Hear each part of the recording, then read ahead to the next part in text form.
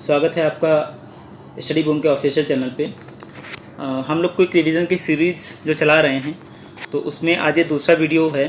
पहला जो वीडियो था जो कि जैन धर्म से संबंधित था और आज ये बौद्ध धर्म के बारे में जानकारी हमें मिलेगी। तो जिन्होंने अभी तक पहला वीडियो नहीं देखा है वो जा कर के पहले उसको देखेंगे ताकि हम लोग कंपेयर करके दोनों धर्मों को पढ़ पाएँ और अच्छे से चीज़ों को समझ पाएँ। तो बौद्ध धर्म की बात करें तो इसके प्रवर्तक जो थे वो महात्मा बुद्ध जी थे। इनका नाम बुद्ध कैसे पड़ा वो हम लोग आगे देखेंगे। सबसे पहले इनके बारे में कुछ व्यक्तिगत जानकारी देखते हैं। तो इनके जो बचपन का नाम था वो सिद्धार्थ था।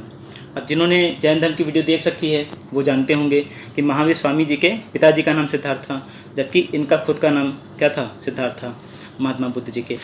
इनका जन्म कब हुआ है, 563 ईसा पूर्व में हुआ है। स्थान की बात की जाए तो ये लुम्बिनी ग्राम में पैदा हुए थे और जो कि कपिलवस्तु का एक भाग है। कपिलवस्तु में एक पड़ता है ग्राम जो कि लुम्बिनी ग्राम के नाम से फेमस है। और ये जानकारी हमको कहाँ से मिलती है तो रुमिनदेही अभिलेख से मिलती है। ये अभिलेख किसका है, अशोक का अभिलेख है। जब हम लोग अशोक पढ़ेंगे तो इस अभिलेख के बारे में डिटेल से पढ़ेंगे। इनके पिता का नाम शुद्धोधन था जो कि शाक्य गण के मुखिया थे।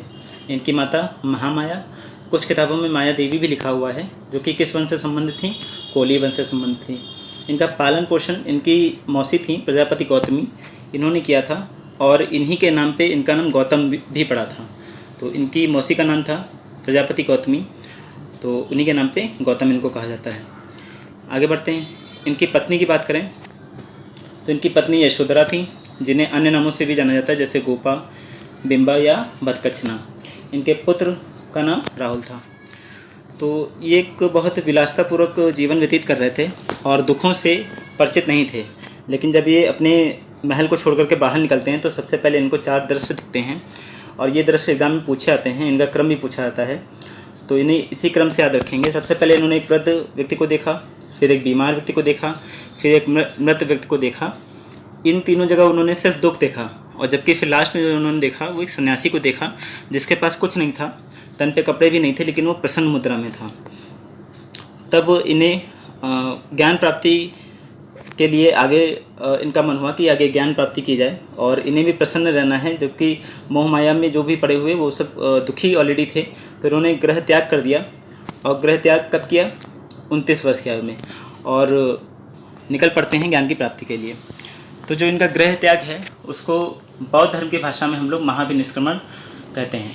तो ये एग्जाम में पूछा जाता है कि महाविनिष्क्रमण कौन सी क्रिया है, तो गृह त्याग जो इनका हुआ था वो महाविनिष्क्रमण क्रिया है। और किस अवस्था में निकले थे, तो 29 वर्ष की अवस्था में ये इन्होंने गृह त्याग किया था। घर से निकल करके ये जो गुरु इनके सबसे पहले जो मिलते हैं वो सबसे पहले अलाम कलाम से मिलते हैं और जो दूसरे गुरु इनके हैं वो रुद्रक रामपुत्र से इनकी मुलाकात होती है। ज्ञान प्राप्ति की बात करें तो इनको ज्ञान प्राप्ति में 6 वर्ष लग जाते हैं। जिन्होंने जैन धर्म का वीडियो देख रखा है तो महावीर स्वामी जो थे उनको 12 वर्ष लगते हैं ज्ञान प्राप्ति के लिए और इन्होंने 6 वर्ष में ही ज्ञान की प्राप्ति कर ली थी। तो 35 वर्ष की अवस्था में इन्हें ज्ञान की प्राप्ति हुई। कहाँ ज्ञान की प्राप्ति हुई, तो बोध गया में पीपल वृक्ष के नीचे, और निरंजना नदी जो कि आज के दिन में फाल्गु नदी कही जाती है इस टाइम पे, उस नदी के किनारे इनको ज्ञान की प्राप्ति हुई थी।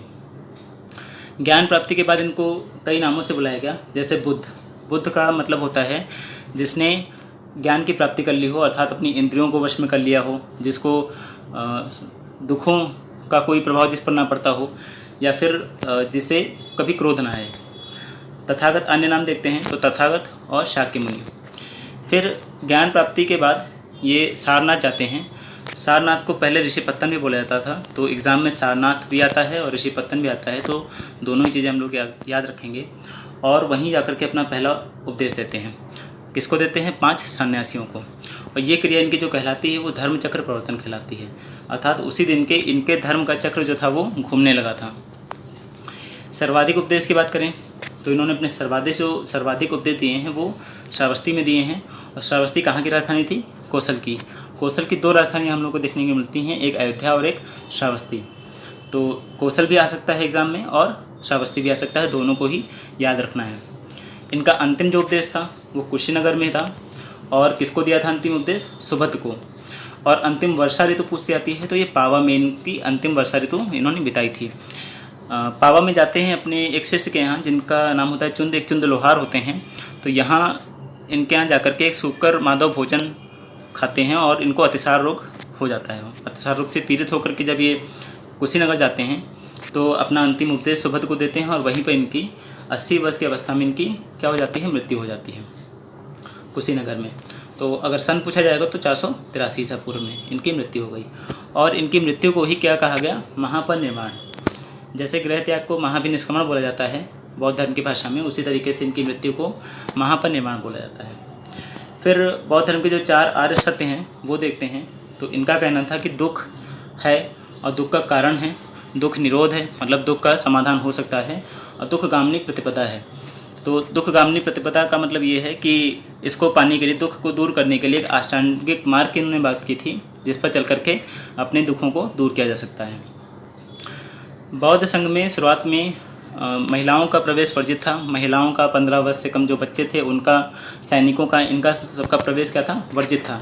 लेकिन आनंद के कहने पर, अपने शिष्य जो इनके शिष्य होते हैं आनंद, उनके कहने पर ये महिला को जो है अपने संघ में प्रवेश देते हैं। और जो पहली महिला होती हैं बौद्ध संघ में प्रवेश करने वाली, वो इनकी मौसी या इनका जो लालन पालन करने वाली जो होती हैं, इनकी विमाता कह सकते हैं, प्रजापति गौतमी, वही सबसे पहली महिला होती हैं।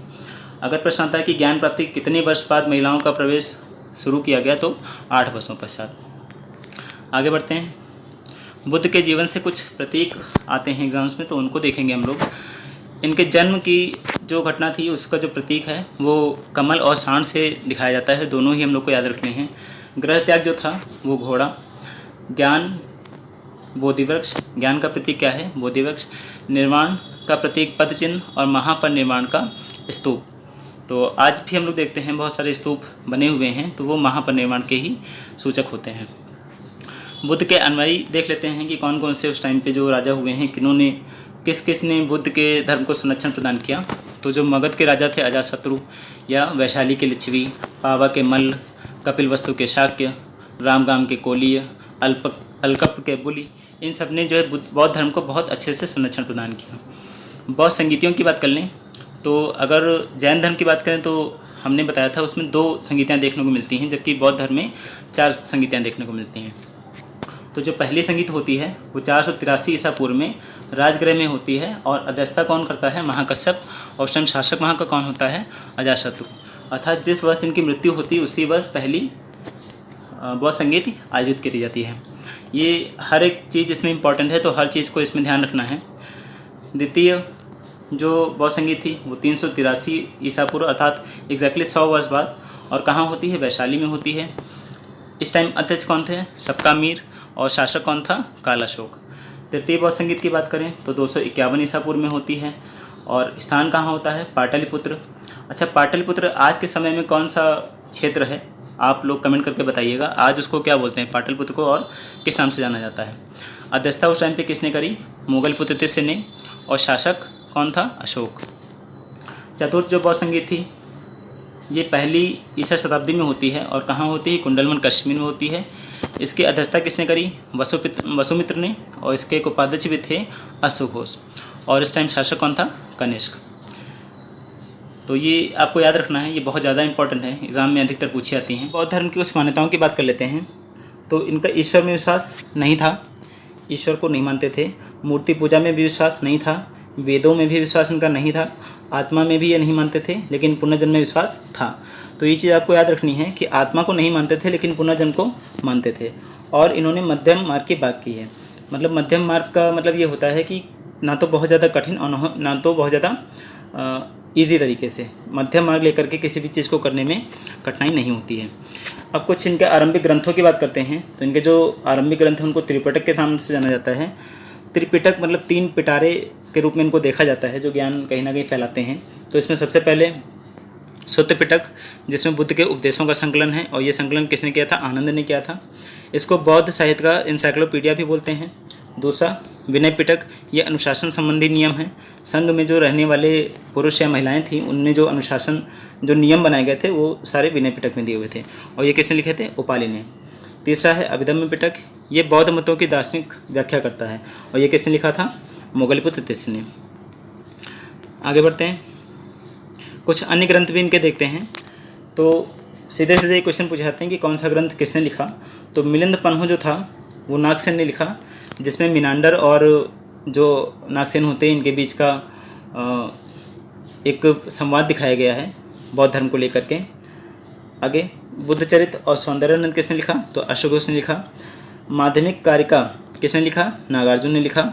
और अभिधर्म कोश की रचना किसने की? वसुबंधु ने की। आगे चल के जो बौद्ध धर्म होता है वो दो शाखाओं में हम लोग को देखने को मिलता है, एक हीनयान और महायान। हीनयान फिर से दो शाखाओं में टूटता है, वैभाषिक और सौतांत्रिक, जबकि महायान जो होता है वो शून्यवाद और विज्ञानवाद में टूटता है। तो हीनयान क्या होता है? हीनयान को हम निम्न मार्गीय शाखा बोलते हैं और जो महायान है उसको उत्कृष्ट मार्गीय शाखा बोला जाता है। ये हीनयान वाले बुद्ध को महापुरुष मानते हैं और मूर्त पूजा इनके में क्या है? वर्जित है, मूर्त पूजा को ये नहीं मानते हैं। जबकि महायान शाखा में बुद्ध को देवता माना गया है और इसमें इनकी मूर्ति पूजा होती है। तो इस प्रकार आज हम लोगों ने दूसरा इसका चरण कंप्लीट किया और इसी तरीके से कम समय में ज़्यादा से ज़्यादा जानकारी आपको मिलती रहेंगी। बने रहिए हमारे साथ और सब्सक्राइब करिए, लाइक करिए। धन्यवाद।